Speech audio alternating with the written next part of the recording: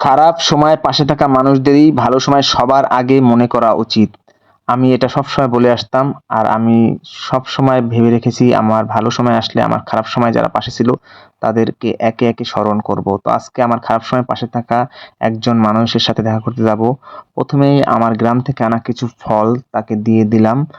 যদিও এখানে অল্প কিছু ফল ছিল, তাতেই সে অনেক খুশি হয়েছে। অনেকে হয়তো বলতো এই কয়টা ফল, শুকরিয়া আদায় করতো না। তবে সে অনেক খুশি হয়েছে এই কয়টা ফল পেয়েই। এরপর আমি সিদ্ধান্ত নিয়েছি তাকে নিয়ে ভালো কোনো রেস্টুরেন্টে খাবার খাবো। তো ১ম এ আমি যে গিয়েছিলাম সিরাজ চৈগস্ত হোটেলে, কিন্তু সেখানে তাদের সেদিন মাংস রান্না হয়নি। এরপর গিয়েছিলাম সুলতান ডাইনে, সেখানে প্রচুর ভিড়। এরপর অবশেষে আমরা জায়গা পেলাম কাচ্চি ভাবিতে। কাচ্চি ভাবিতে এর আগে কখনো খাওয়া হয় নাই, ১ম বার ট্রাই করব। আর ১ম বার আমি কিন্তু চুই ঝাল ট্রাই করব। এর আগে কখনোই আমি চুই ঝাল খাইনি।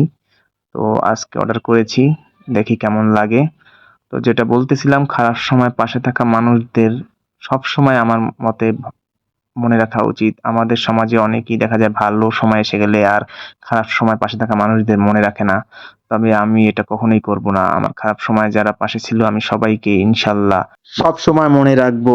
আমার খারাপ সময়ে যারা পাশে ছিলেন, আশা করি আপনিও একদিন না একদিন আমার দাওয়াত পেয়ে যাবেন। আর সবসময় আপনাদের অবদান আমি মনে রাখবো।